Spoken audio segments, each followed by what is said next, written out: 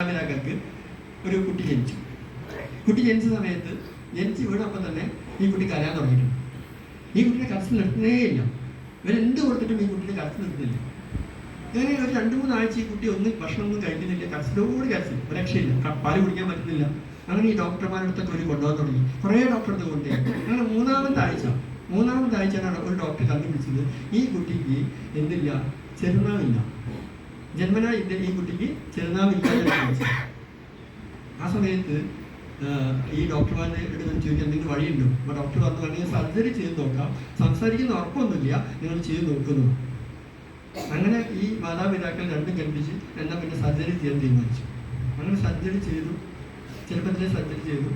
ആ കുട്ടി ഏകദേശം സംസാരിക്കാനുള്ള സമയമായ സമയത്ത് ഈ കുട്ടി സംസാരിക്കുന്നുണ്ട്, പക്ഷേ ആൾക്ക് മനസ്സിലാവുന്നില്ല.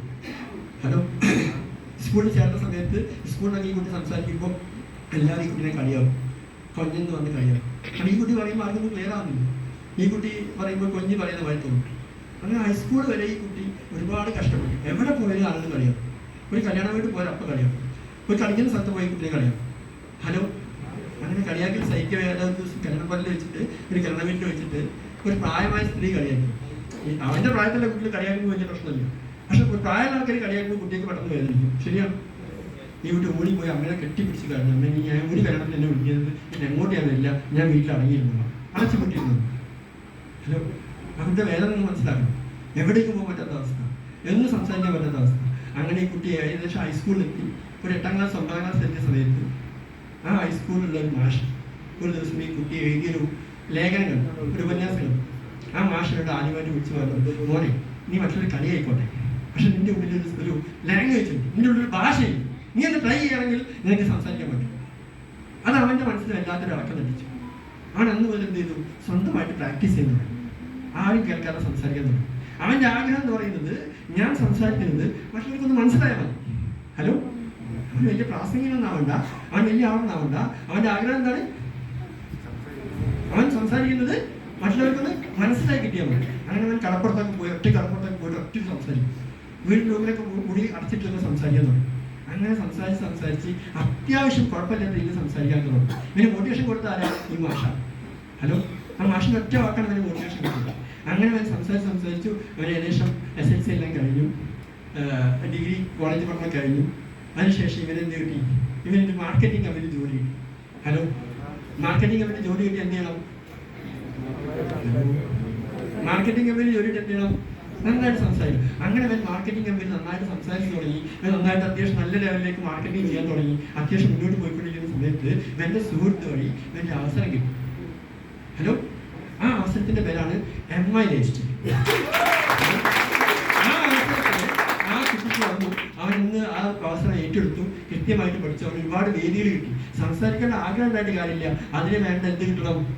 അവസരങ്ങൾ കിട്ടണം. Yes or no? അങ്ങനെ അവസരം കിട്ടുന്ന ഒരു ബിസിനസ് ആണ് എന്ത്? MI list.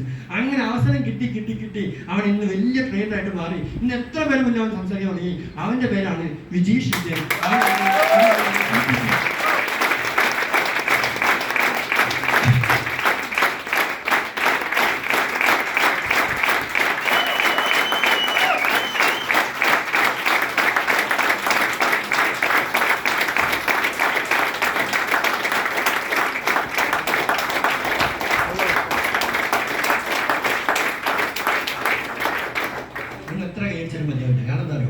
ഞാൻ ചെറുപ്പത്തിൽ അത്ര അനുഭവിച്ചിട്ടുണ്ട്.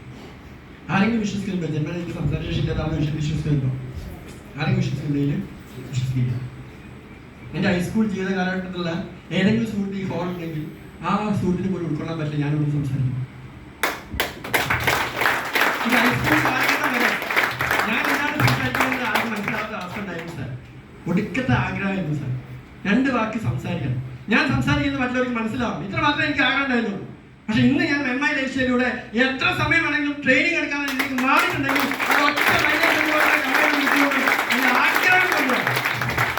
ഹലോ, അങ്ങനെ നിങ്ങളെ വെല്ലുവിളിക്കുകയാണ്. ഇവിടെ ആരെങ്കിലും ഉണ്ടോ അങ്ങനെ ജന്മനാ സംസാരിച്ചില്ല? ആരെങ്കിലും ഉണ്ടോ? അപ്പൊ എനിക്ക് പറ്റുമെങ്കിൽ നിങ്ങൾക്ക് പറ്റില്ലേ? Yes or no? എനിക്ക് പറ്റുമെങ്കിൽ നിങ്ങൾക്ക് പറ്റില്ലേ? പറ്റണം. കാരണം എന്താ അറിയോ? ആഗ്രഹം വേണം. ജീവിതത്തിൽ വിജയിച്ച് കാണിക്കുന്ന 2 വാക്ക് പറഞ്ഞ ആഗ്രഹത്തിന്റെ മോൾ അവിടെ എത്തി നിൽക്കുന്നത്. വേറെ ഒന്നുമല്ല, വേറെ ഒരു മുടക്കമൊന്നുമില്ല. ഒരൊറ്റ ആഗ്രഹം, എല്ലാവരും എന്നെ കളിയാക്കിയവരുടെ മുന്നിൽ ഒരു ദിവസമെങ്കിലും ഒന്നിച്ച് സംസാരിക്കണം. ഇത്ര ആഗ്രഹം എനിക്കുണ്ടായിരുന്നുള്ളൂ. ഹലോ, ഇന്ന് ദൈവം സഹായിച്ച്, ദൈവം എന്നെ സഹായിച്ചു. എൻ്റെ കൂടെ നിന്ന് എൻ്റെ മാതാപിതാക്കളെ എന്നെ സഹായിച്ചു. എൻ്റെ ഗുരുനാഥൻ എന്നെ സഹായിച്ചു. ഇന്ന് MI ലൈഫിൽ എന്നെ സഹായിച്ചു. ഒരു പക്ഷേ ഞാൻ ഈ ക്ലാസ്സിൽ വന്നില്ലായിരുന്നെങ്കിൽ എനിക്ക് എൻ്റെ സംസാരശേഷി വികസിപ്പിക്കാൻ പറ്റുമായിരുന്നോ? ഒരിക്കലും പറ്റുമായിരുന്നില്ല. എൻ്റെ ആഗ്രഹത്തിനനുസരിച്ചുള്ള അവസരം ദൈവം എനിക്ക് തന്നു. അതുകൊണ്ട് നമ്മൾ ഇവിടെ എത്തിയിട്ടുണ്ടെങ്കിൽ, ഇന്ന് ആരെങ്കിലും MI ലൈഫിൽ എത്തിയിട്ടുണ്ടെങ്കിൽ അത് നിങ്ങളുടെ തീരുമാനം കൊണ്ട് എത്തിയതല്ല. ആണോ? അല്ല. അത് തീരുമാനിച്ചതാരാ? സാർ. നിങ്ങൾ MI ലൈഫിൽ എത്തിയിട്ടുണ്ടെങ്കിൽ അതൊരു നിയോഗമാണ്. അത് നിങ്ങൾ വിശ്വസിക്കുന്ന ശക്തി നിങ്ങളെ കൊണ്ട് എത്തിയതാണ്. ഇന്ന് ലോകത്ത് കോടിക്കണക്കിന് ആളുകളുണ്ട്, അവർക്കൊന്നും കിട്ടാത്ത അവസരമാണ് നമ്മുടെ കയ്യിലേക്ക് ദൈവം തന്നിരിക്കുന്നത്. ഇവിടെ പണം ഉണ്ടാക്കുന്നത് മാത്രമല്ല, പേഴ്സണാലിറ്റി ഉണ്ടാക്കുക, ഈ സമൂഹത്തിൽ നമ്മൾ സർവീസ് ചെയ്യുക, നല്ല ഉൽപ്പന്നങ്ങൾ കൊടുക്കുക, ഭാവി തലമുറയെ വാർത്തെടുക്കുക എന്നുള്ള ഉത്തരവാദിത്തമാണ് നമുക്കുള്ളത്. അല്ലാതെ വേറെ കുറെ 2 ലക്ഷങ്ങളുടെയും കോടികളുടെയും കണക്കല്ല, കാലിന്റെ കണക്കല്ല.